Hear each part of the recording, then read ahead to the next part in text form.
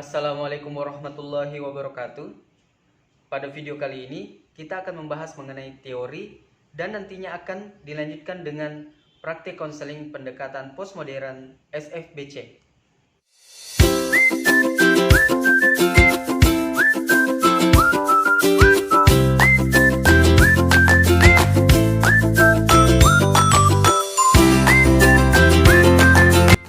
SFBC merupakan salah satu teknik konseling pendekatan postmodern tumbuh dari orientasi terapi strategis di lembaga penelitian jiwa. SFBC menggeser fokus dari penyelesaian masalah untuk fokus pada solusi lengkap.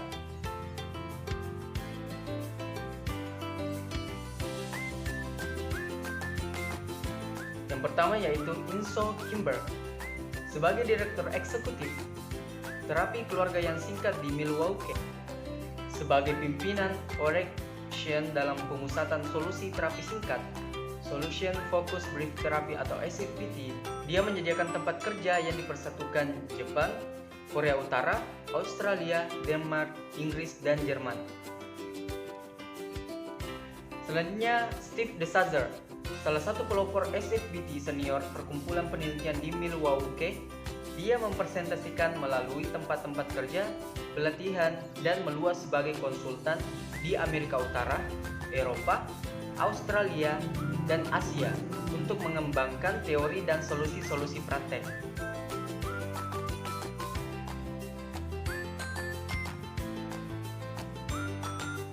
Selanjutnya kita membahas mengenai tujuan konseling SFBC.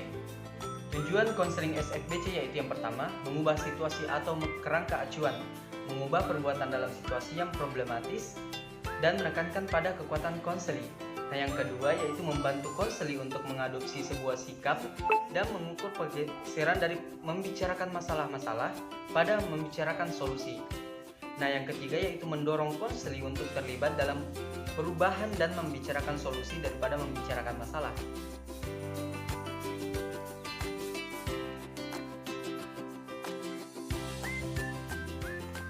Konseling berfokus solusi tidak mempunyai pandangan komprehensif tentang sifat manusia, tapi berfokus pada kekuatan dan kesehatan konseli.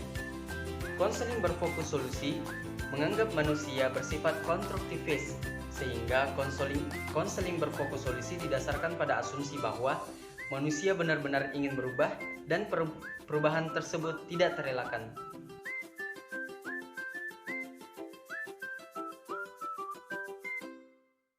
Tahap-tahap konseling. Nah, yang pertama yaitu establishment rapport, yaitu pembentukan hubungan baik agar proses konseling berjalan lancar seperti yang diharapkan, agar tercipta iklim yang kolaboratif antara konselor dan konseli. Yang kedua yaitu identifying a solvable complaint, yaitu mengidentifikasi keluhan-keluhan yang akan dipecahkan. Nah, yang ketiga yaitu establishing goals, atau menetapkan tujuan yang akan dicapai dalam proses konseling. Yang keempat, designing and intervention, atau merancang intervensi. Nah, yang kelima yaitu strategic text that promote change, yaitu tugas tertentu yang diberikan oleh konselor untuk mendorong perubahan, misalnya dengan meminta konseli untuk mengamati dan mengatakan, antara sekarang dan waktu mendatang kita bertemu, saya meminta Anda untuk mengamati sehingga Anda dapat menggambarkan kepada saya pada pertemuan mendatang apa yang akan terjadi di kehidupan Anda yang Anda inginkan secara berkelanjutan. Penugasan tersebut mendorong konseli bahwa perubahan yang diinginkan pasti terjadi dan tidak terelakkan. Hal tersebut sangat penting dipahami sebelum mereka memulai merancang perubahan. Nah, yang keenam adalah identifying dan emphasizing new behavior, yaitu mengidentifikasi dan menguatkan perilaku baru dan perubahan. Yang ketujuh yaitu stabilization atau stabilisasi. Nah, yang terakhir yaitu termination. Pada tahap terminasi, ciri-ciri pertanyaan diajukan konselor untuk mengidentifikasi keberhasilan konseling yaitu apa hal berbeda yang diperlukan dalam hidup Anda yang dihasilkan dengan datang kemari, sehingga Anda mengatakan bahwa pertemuan kita bermanfaat, dan ketika masalah Anda teratasi, hal berbeda apa yang Anda akan lakukan.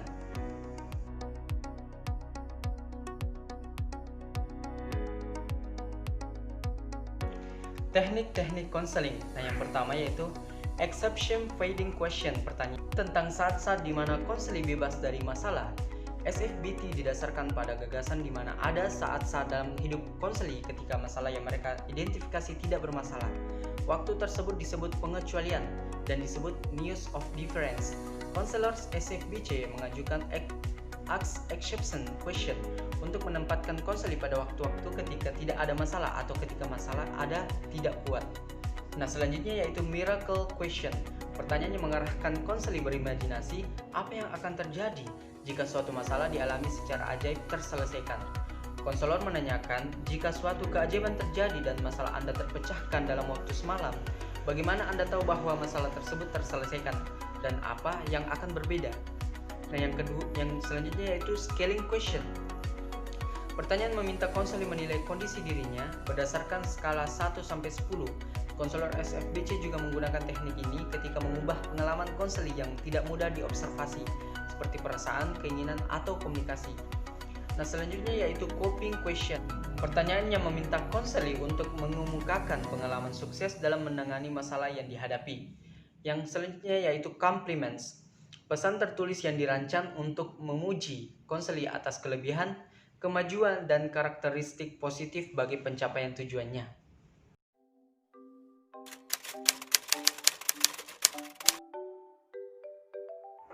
Assalamualaikum. Waalaikumsalam. Ica, silakan masuk Ica. Iya Pak, terima kasih memanggil saya. Iya, Ica, silakan duduk ya. Iya, terima kasih Pak. Bagaimana kabar kamu, Ica? Alhamdulillah, baik Pak. Bagaimana dengan Bapak? Alhamdulillah, saya juga baik. Ica orangnya cukup ramah ya. Pantas kamu punya banyak teman yang perhatian sama kamu. Tidak juga kok Pak, saya kan sama dengan yang lainnya. Ica kesini sendiri atau dengan temannya? Saya dengan teman saya Pak, teman saya sedang menunggu di luar. Bagaimana kabar teman-teman kamu? Alhamdulillah, baik kok Pak. Baguslah kalau begitu. Toh kalian semua ada satu sama lain untuk saling menjaga. Iya Pak. Apakah Bapak mengganggu waktu kamu untuk memanggil kamu ke sini? Ya kok Pak, saya lagi luang. Emangnya ada apa Pak? Jadi Bapak diceritakan sama teman-teman kamu kalau Ica akhir-akhir ini lebih pendiam. Apakah Ica ingin membicarakannya dengan Bapak? Saya mengerti, ini hal yang sulit untuk dibicarakan, apalagi kepada orang-orang baru. Jadi, keputusan ada sama Ica, apakah Ica ingin membicarakannya atau tidak. Walaupun sebenarnya Bapak sangat berharap Ica mau berbagi cerita di sini. Begini Pak, saya hanya merasa seperti larut dalam kesedihan saya Pak. Saya putus dari pacar saya Pak, tapi saya merasa menyesal melakukannya. Jadi saya kalau begitu Pak, tidak yakin apakah keputusan saya sudah benar atau belum Pak. Baik Ica, saya cukup mengerti inti permasalahan kamu. Tapi sebelum kita lanjut, ada hal yang perlu Bapak sampaikan, bahwa pertemuan ini memiliki prosedur dan tujuan, yakni membantu kamu dalam menemukan solusi dan permasalahan atau keluhan yang sedang kamu hadapi. Bapak percaya bahwa kamu memiliki solusi untuk masalahmu tersebut. Hanya saja perlu diperjelas agar solusi itu benar-benar dapat kamu terapkan dalam keseharian kamu. Oleh karena itu, peran Bapak di sini adalah membantumu untuk memperjelas solusi-solusi yang akan kamu tempuh untuk menyelesaikan masalahmu. Bagaimana? Iya Pak, cuman saya tidak yakin harus bagaimana lagi ke depannya Pak. Iya Ica, jadi di sini kita akan bersama-sama cari solusi yang terbaik untuk permasalahan kamu. Jika kamu aktif dalam konseling ini, nantinya kamu dapat menentukan solusi dari masalahmu sendiri.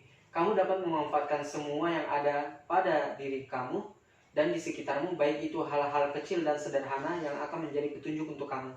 Karena sebenarnya setiap masalah ada jalan keluarnya. Iya Pak, saya sangat berharap tidak lagi larut dalam kesedihan. Saya juga bisa seperti dulu lagi Pak. Oke, jadi dalam konseling kita ini ada prosedur yang harus saya sampaikan ke kamu, yaitu konseling ini kira-kira 3-4 kali pertemuan, yang setiap pertemuannya memerlukan waktu sekitar kurang lebih 30 menit. Namun semua sangat bergantung padamu.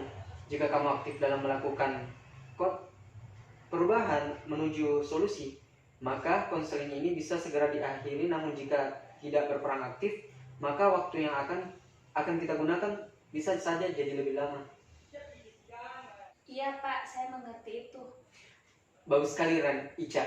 Bapak bisa lihat kemauanmu yang besar. Nah, sekarang Ica bisa menceritakan masalahnya lebih jauh. Baru-baru ini Pak, saya putus dengan pacar saya.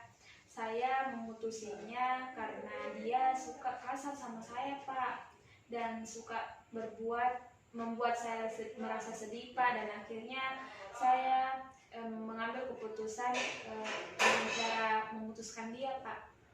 Oh, kamu akhirnya putus karena kamu tidak tahan dengan mantan pacar kamu itu? Iya Pak. Lalu apa yang kamu rasakan setelah tidak lagi berhubungan dengan mantan pacarmu? Saya juga merasa sedih Pak, entah kenapa saya juga merasa tidak ingin putus dengan dia Pak. Saya merasa punya perasaan begitu sangat besar Pak kepada dia, tapi saya tidak tahan dengan sikap dan perbuatan dia kepada saya Pak.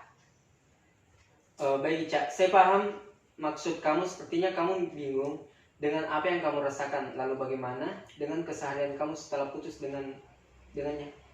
Seperti yang dibilang teman-teman saya Pak, saya jadi lebih pendiam dan jarang gabung dengan teman-teman saya Pak, seperti biasanya. Padahal dulunya saya cukup aktif dengan teman-teman saya Pak. Sekarang katanya saya seperti mengabaikan mereka Pak. Jadi permasalahan Ica membuat hubungan Ica dengan temannya juga ikut berpengaruh ya? Terus bagaimana dengan belajar kamu? Baik di rumah atau di sekolah? Kalau soal itu Pak, menurut saya baik-baik saja. Saya selalu mengerjakan PR yang diberikan dengan baik Pak. Tapi jika di sekolah saya kadang-kadang melamun Pak pada saat guru menjelaskan. Berarti persoalan ini cukup berpengaruh besar kepada Ica. Iya Pak. Apa usaha Ica selama ini untuk mengatasi permasalahan tersebut? Saya kadang mencari kesibukan Pak, biarpun saya tidak memikirkan hal tersebut, tapi ketika saya sudah menyelesaikan semua apa yang saya lakukan, saya kembali teringat dan merasa bersedih Pak, dan terlebih lagi pada saat saya sebelum tidur Pak. Apa yang kamu alami sepertinya sangat mengganggu kamu, tapi Ica sangat hebat, sudah mau berusaha untuk menangani masalah tersebut. Tapi saya merasa ini masih kurang Pak. Baik, kalau begitu sekarang kita akan menilai tingkat permasalahan Ica yang berpengaruh pada kehidupan kamu. Nah, dari angka 1 sampai 10, di mana angka 1 sangat berpengaruh dan angka 10 tidak berpengaruh, Ica berada di angka berapa? Saya merasa berada di angka nomor 4 Pak.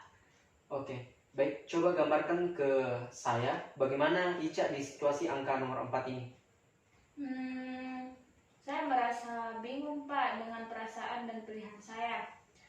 Ini membuat saya selalu sedih, dan entah kenapa saya selalu memikirkan orang itu, padahal dia selalu membuat saya merasa sedih Pak. Baik, saya mulai paham dengan permasalahan Ica. Nah, pasti akan sulit menghadapi ke depannya jika terus dibiarkan seperti itu. Jadi apa yang Ica inginkan dari permasalahan Ica ini? Saya tidak ingin lagi terlalu larut Pak dalam perasaan saya. Saya ingin terlepas dari perasaan itu Pak. Baik, Bapak akan memberikan sedikit pertanyaan yang agak beda kali ini.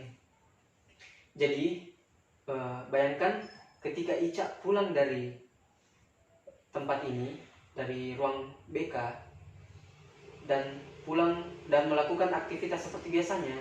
Sampainya di rumah, lalu Ica tertidur. Nah, saat terbangun, ternyata masalah kamu telah terpecahkan. Bagaimana Ica mengetahui atau apa yang menjadi penanda bahwa masalah Ica telah selesai? Entah Pak, mungkin saya merasa lebih ringan.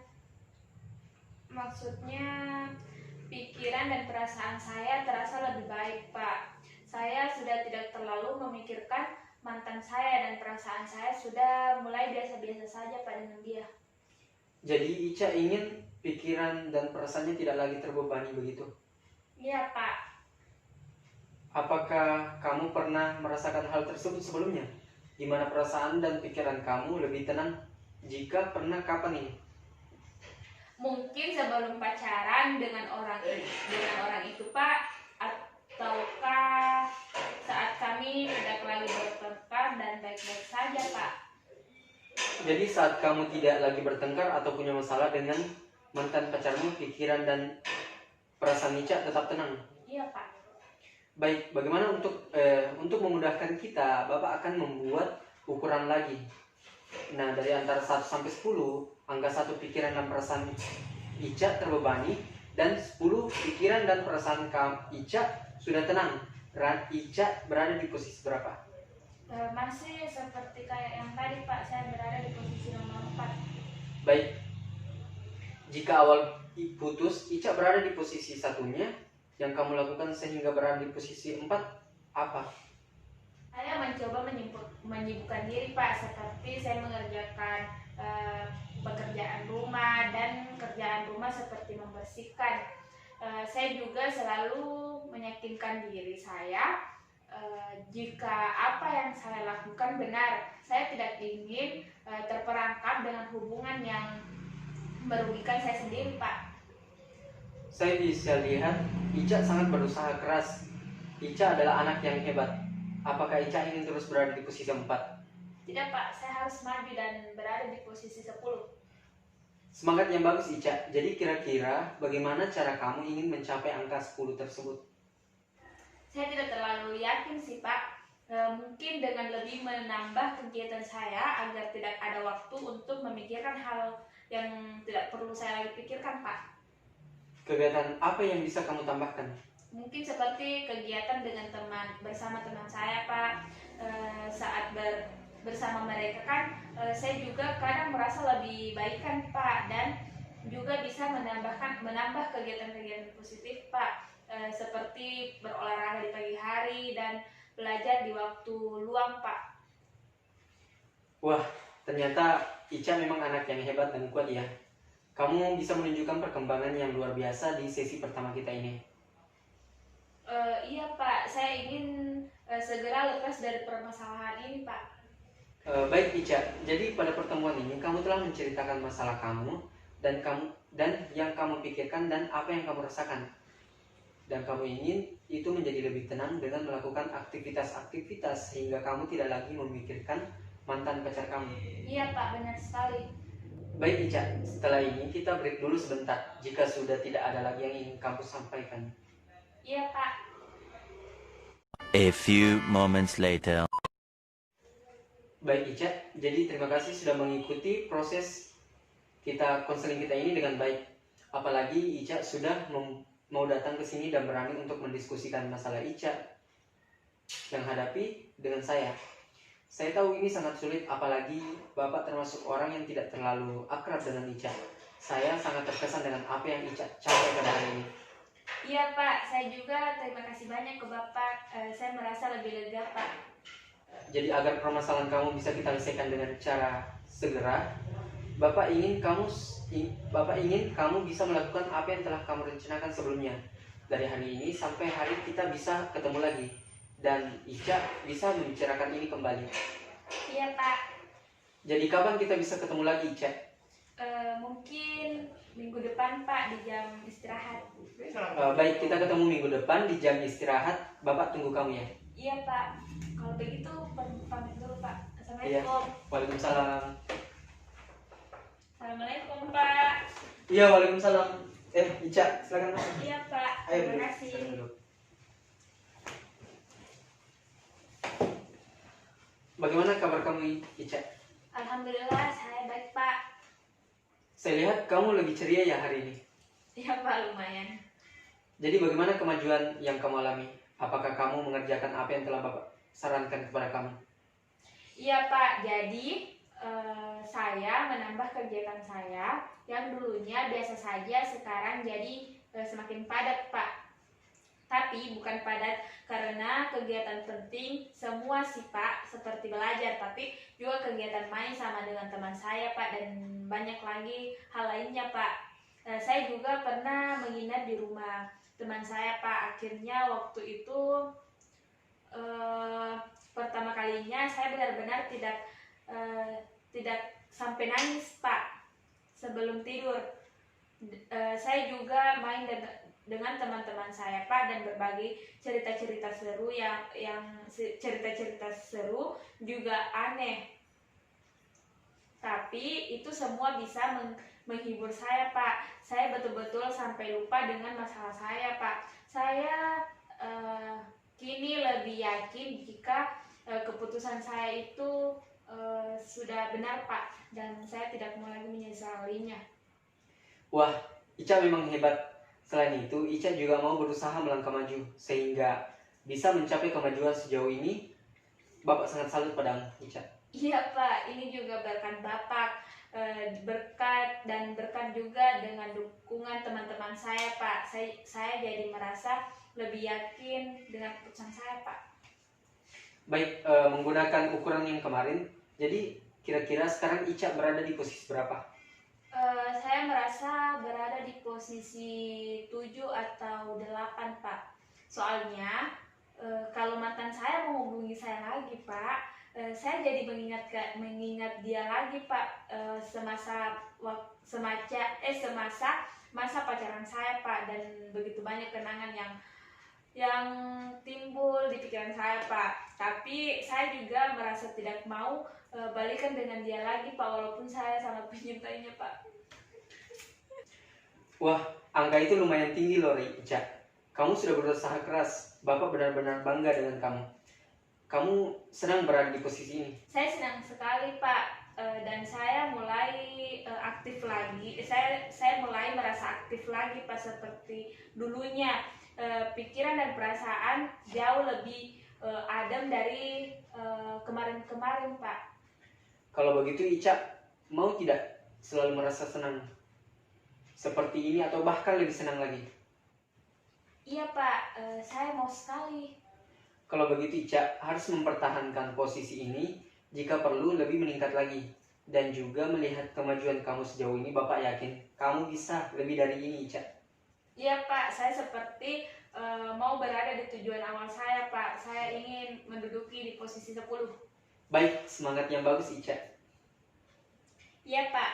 Oh iya Pak, habis ini saya mau ke kantin dulu Pak, jajan terus ke kelas, soalnya saya lapar Pak. Iya Ica, kalau begitu kita lanjut sebentar lagi ya. Iya Pak. Jadi pada pertemuan kali ini Ica melakukan tugas dan rencana yang telah disusun dengan baik sehingga berhasil mencapai posisi kira-kira 8. Dengan begitu, pikiran dan perasaan Ica kini tidak terlalu terbebani lagi. Iya Pak, terima kasih, dan ini semua berkat Bapak. Baik Ica, kalau begitu kita break dulu lagi sebentar ya.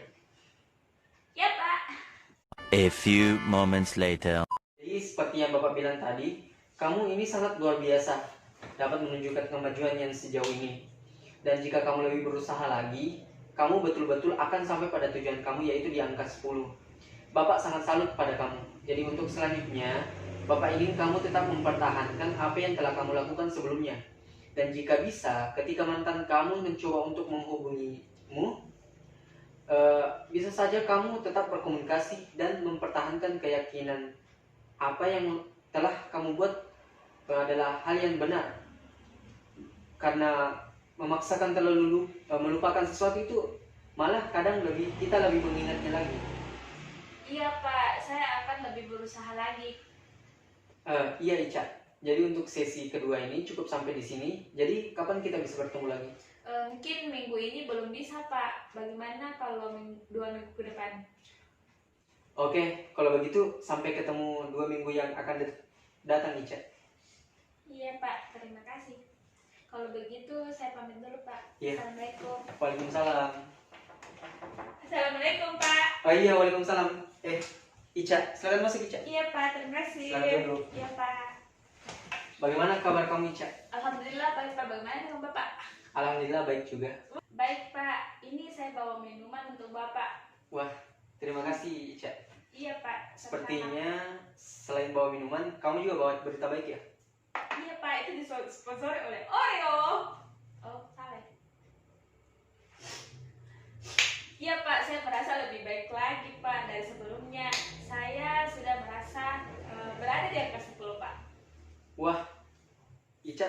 sekali ya. Saya bahkan belum bertanya sudah dibilang duluan. Saking senangnya itu Pak. Iya nih Pak, saya tidak sabar menyampaikan ini sama Bapak.